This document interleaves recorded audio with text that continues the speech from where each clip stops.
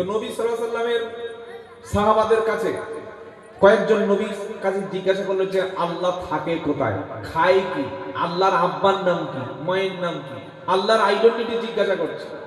আল্লাহ বলছেন নবী বলুন কুল হু আল্লাহু আহাদ।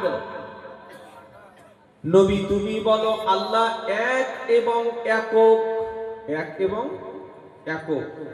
আল্লাহুস সামাদ, তিনি অমুখাপেক্ষী, লাম ইয়ালিদ ওয়া লাম ইউলাদ, তার কোনো সন্তান নাই, তিনিও কারো সন্তান নন, তিনি কারোর আব্বা নন।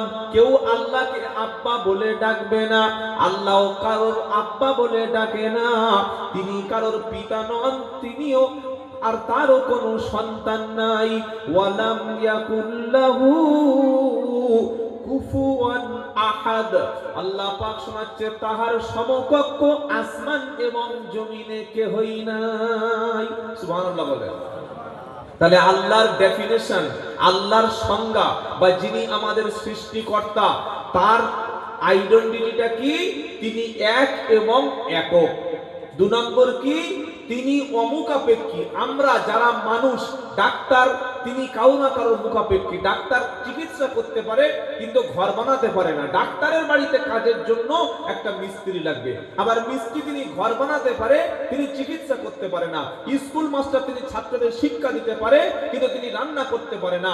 আবার যিনি রান্না করেন, বাবুর্চি রান্না করতে পারেন, তিনি কিন্তু ইলেকট্রিক কাজ জানে না। আবার ইলেকট্রিক যিনি কাজ জানেন তিনি কিন্তু কাঠের ফার্নিচার তৈরি করতে পারে না। এভাবে সমাজের প্রত্যেকটি মানুষ প্রত্যেকের উপরে মুখাপেক্ষী, নির্ভরশীল। কেউ না কেউ, আমি বক্তব্য করতে পারি কিন্তু আমি গাড়ি চালিয়ে দূরমাত্রায় আসা সম্ভব নয়, তাই আমাকে ড্রাইভার রাখতে হয়েছে। কি ভাই হয়েছে না হয়নি? আপনার ওরকম প্রত্যেকটি ব্যক্তি প্রত্যেকের মুখাপেক্ষী। কিন্তু আমার আল্লাহ পৃথিবীতে কারো মুখাপেক্ষী? পৃথিবীর সব মানুষ যদি আল্লাহকে ভুলে যায়, সকলে যদি অমুসলমান হয়ে যায়, সকলে যদি খ্রিস্টান হয়ে যায়, সকলে যদি ইসলাম ত্যাগ করে, আল্লাহর ক্ষতি হবে। বলেন তাবারাকাল্লাযী বিআদিহিল মুলকু ওয়া হুয়া আলা কুল্লি শাইইন কাদির। 29 পারা প্রথম পৃষ্ঠা সূরা মুলকের প্রথম আয়াতে আমার আল্লাহ পাকের ক্ষমতা তিনি বোঝাচ্ছেন। তাবারাকাল্লাযী বিআদিহিল মুলকু ওয়া হুয়া আলা কুল্লি শাইইন কাদির। বরকতময় তিনি, পবিত্রময় তিনি আল্লাহ, যার হাতে রয়েছে সার্বভৌমত্বের ক্ষমতা। সুবহানাল্লাহ বলেন। গোটা পৃথিবীর সার্বভৌমত্ব, সমস্ত পৃথিবীর মালিকানা কার হাতে?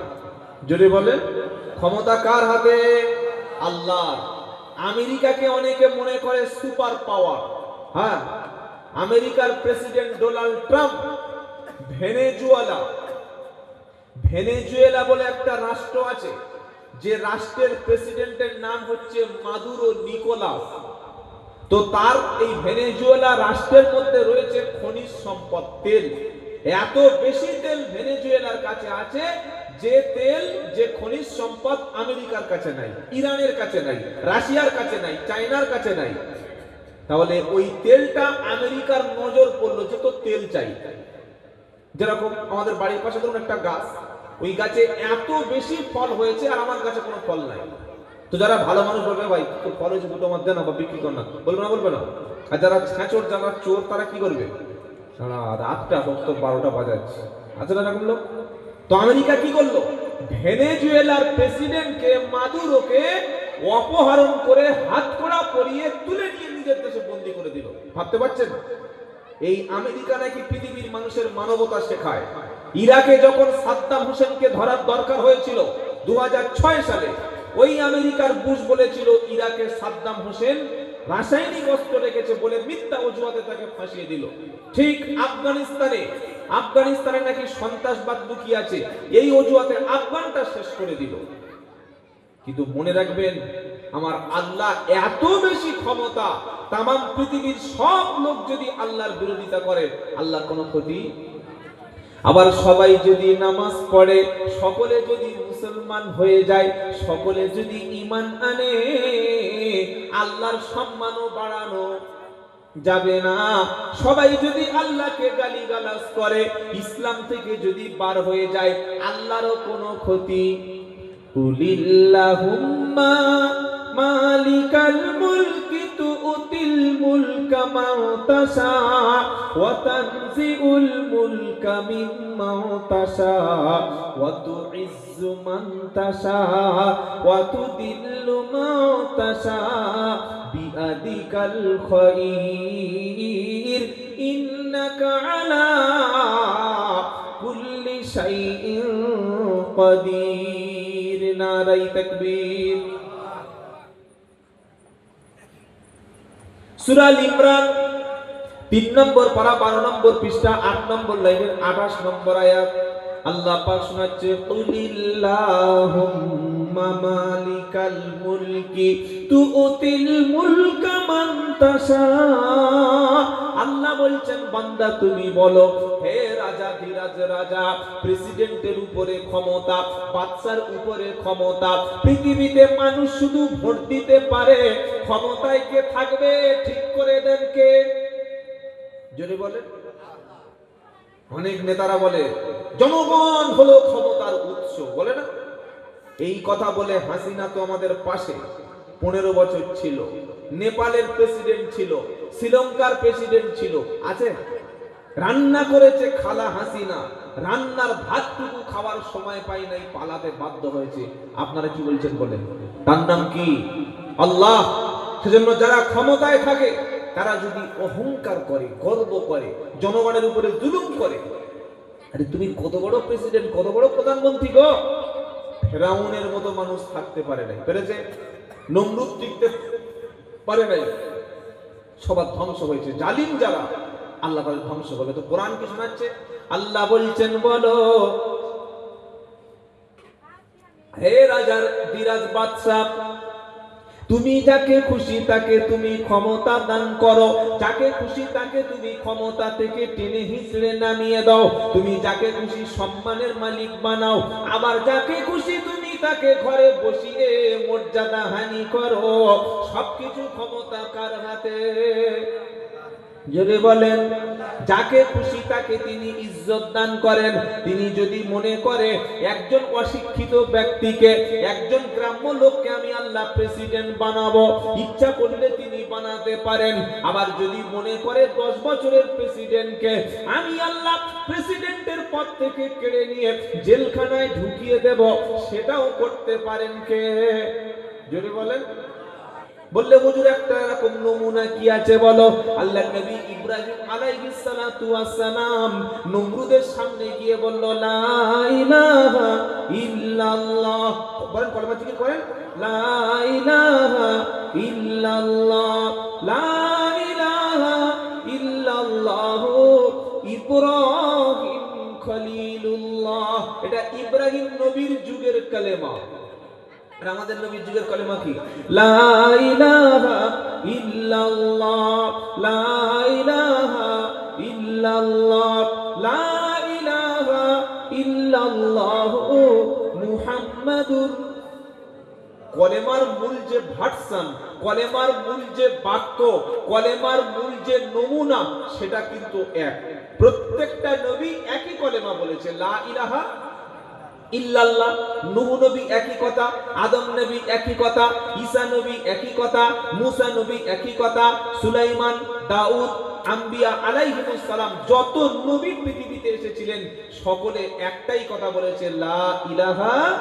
কোন ইলাহা শাসনকর্তা, আইনকর্তা, ক্ষমতা দেনেওয়ালা, কারোর কাছে চাওয়া, কারোর কাছে মাথা নিচু করা, কাউকে সর্বশক্তিমান মনে করা যাবে না। প্রথমে লা নেই, ইলাহা, কোন আইনদাতা, সংবিধানদাতা, ইবাদতকারী, উপাস্য, মাবুদ কেউ নেই, ইল্লাল্লাহ। কে ছাড়া? যদি বলেন আল্লাহ, আল্লাহ, আল্লাহ। প্রত্যেকটা নবী একই কথা বলেছে। হযরত ইব্রাহিম নবী নমরুদের রাজতন্ত্রের সামনে গিয়ে বলল, নমরুদ, লা ইলাহা ইল্লাল্লাহ, লা ইলাহা ইল্লাল্লাহ। নমরুদ বললে, ওরে কে আছে দুটো, ওকে ইব্রাহিমকে ভিক্ষা দে। আচ্ছা, আমাদের বাড়ি ধরুন আমরা বসে বসে খাচ্ছি দুপুরে, বুঝলেন, দুপুরে লাঞ্চ করছি, মাংস দিয়ে আর ভালো খাবার হচ্ছে, হঠাৎ করে একটা লোক এসে লা ইলাহা ইল্লাল্লাহ লা ইলাহা ইল্লাল্লাহ লা ইলাহা ইল্লাল্লাহ লা ইলাহা ইল্লাল্লাহ। বাড়ির মেয়েরা কি বলবে? জুনায়েদের মা দুটো চাল দে, বলবে না? বড় যে দুটো খাবার দিয়ে খেতে দে, কি খায় জায়গায় খাবে, তাতে খাবে, একটা প্লেটে দুটো খেতে দে। কলেমা যখন কেউ আমাদের কাছে শোনায়, আমাদের কাছে কেউ কলেমা পড়ে, আমরা যখন কলেমার আওয়াজটা কোনো ছেঁড়া পড়া পোশাক পরা কোনো স্ট্যাটাসহীন ব্যক্তির কাছ থেকে যখন কলেমা শুনি, মনে হয় যেন আমাদের কাছে কোনো ভিখারি এসেছে। মনে করি কি করি না? বলেন না কেন? করি। আবার এই কলেমাটা আমরা মানুষ মরে গেলে মরার 40 দিন পরে ওই ব্যক্তির কাছে বা মরণের পরে তার জন্য কত হাজার পড়া হয়? আচ্ছা 3 লাখ। আপনি 20 লাখ পড়ুন, 1 কোটি পড়ুন, 100 কোটি পড়ুন, অসুবিধা নাই। কিন্তু আমার প্রশ্ন ভাই, যে লোকটার মরণের পরে কড়ায় বড় বড় তাবারক, লেগ পিস, ডিম সিদ্ধ, মাছের মাথা, ডাল মাছ দিয়ে ঘন্ট হচ্ছে, সবজি আর ছোলা দিয়ে রান্না হচ্ছে, এটা দেখে লা ইলাহা ইল্লাল্লাহ লা ইলাহা ইল্লাল্লাহ, ওই লোকটার কাছে 1,24,000 কলেমা পড়লেন 40-42 দিন পরে, আর ওই লোকটা 60 বছর বেঁচে ছিল, 60 ইয়ার্স। 60 বছরের ভিতরে কোনদিন একবারের জন্য জ্যান্ত লোকের কাছে কলেমা শুনিয়েছে? হ্যাঁ বা না? প্লিজ গিভ মি অ্যানসার, উত্তরটা দিন। কি শোনাই আমরা? নো। কেন? আমরা মনে করি জ্যান্ত লোকের কলেমা শোনানোর দরকার নাই। তো মরা লোক মরে গেছে, আপনি 1 কোটি পড়ুন, 2 কোটি পড়ুন, কিন্তু জ্যান্ত অবস্থায় আপনি যখন সে কলেমা জানে না, কলেমা পড়তে পারে না, কলেমা জিনিসটাই কি জানে না, আমি চ্যালেঞ্জ করছি এই এলাকায় যত মুসলমান আছে, ওই 12, 14, 15 বছর থেকে আর 70, 80 বছরের বৃদ্ধ, আর বাড়ির মাধ্যমিক পাস মেয়ে থেকে আর যত বুড়ি আছে, কাল সকালে সব লাইনে দাঁড় করিয়ে জিজ্ঞাসা করুন, কলেমাটা বলতে বলুন, 100-র মধ্যে 30% মুসলমান কলেমা জানে না। আমি আব্দুল্লাহ জুবায়ের চ্যালেঞ্জ করে বলে গেলাম, জিজ্ঞাসা করে দেখুন, আমার এলাকায় আমার বাড়ির পাশে 3 ছেলের বাপ আমার বাড়িতে একটা কাজে এসছে, বললাম ভাই কলেমা জানো? হা করে তাকিয়ে আছে, হ্যাঁ এত বড় হা করে। কলেমা? কলেমা কি? মনে হচ্ছে কোনো খাবারটা হবে। কলেমা বলতে পারছো না? বলছেন আমি কলেমা জানি না।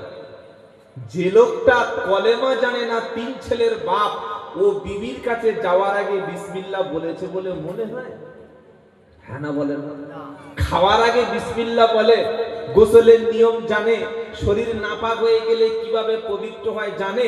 আরে যে লা ইলাহা ইল্লাল্লাহ মুহাম্মাদুর রাসূলুল্লাহ ঈমানের কলেমাটুকু জানে না, তো বিবির কাছে যাওয়ার আগে বিসমিল্লাহ বলার সময়টুকু পাবে না, ও বাথরুমে ঢোকার আগে দোয়াটুকু পড়বে না, ও গোসলের আগে নিয়মটুকু জানবে না? জানবে? বলে হুজুর কলেমার এত দাম?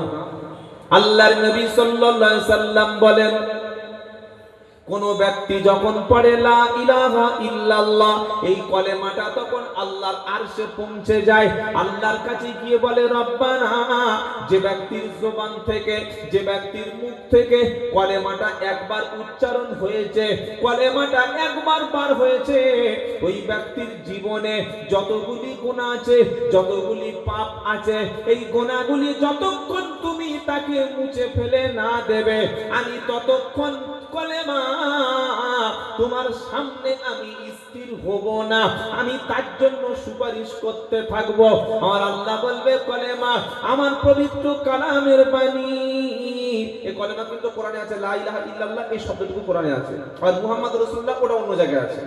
লা ইলাহা ইল্লাল্লাহ কোরআনে আছে, হাদিসেও আছে, এটা আফদালুজ যিকির। কলেমা তখন বলে রব্বানা, আমি তোমার বাণী, আমি তোমার কালাম, যতক্ষণ কলেমা পড়া ব্যক্তিকে তুমি ক্ষমা না করে দেবে, ততক্ষণ আমি তোমার সামনে থেকে যাচ্ছি না। আমার আল্লাহ বলে কলেমা শান্ত হও, ঠান্ডা হও, যার জবান থেকে, যার দিল থেকে, যার চেহারা থেকে, মুখ থেকে একবার কলেমার বাণী উচ্চারণ হয়েছে, আমি আল্লাহ তার গুনাহকে ক্ষমা করে দিলাম। সুবহানাল্লাহ এখন বলার দরকার নেই, সেই ফেব্রুয়ারি মাস পড়লে বলবেন। জোরে বলুন সুবহানাল্লাহ। বাবাজিরা, আল্লাহ ভাইরা, বসে বসে ভাবুন যে কলেমা শিখতে পেরেছি কিনা। এত মূল্যবান কলেমা মরা লোকের জন্য ঠিক করেছে 1,24,000, আর জ্যান্ত অবস্থায় কভার হয়েছে 0। আপনাদের গ্রামে 220 ভোল্টেজ না 440? 220। এবার 220 ভোল্টেজ কারেন্ট, তার জন্য আপনি একটা 9 ওয়াট বা 13 ওয়াট বা 18 ওয়াট বা 30 ওয়াট এই যে ল্যাম্পগুলো,